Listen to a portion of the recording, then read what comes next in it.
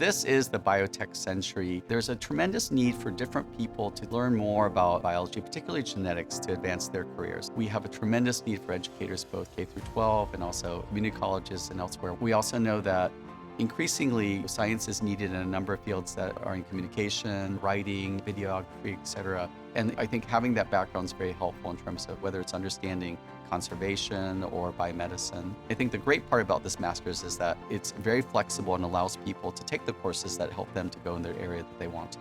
The class has been designed to involve students to be actively studying, learning. Students will get an overview of the basics, to be able to understand what fundamentals of genetics are. The second part is that the field is always changing. So what are the reliable sort of sources, good sources for information to find out more?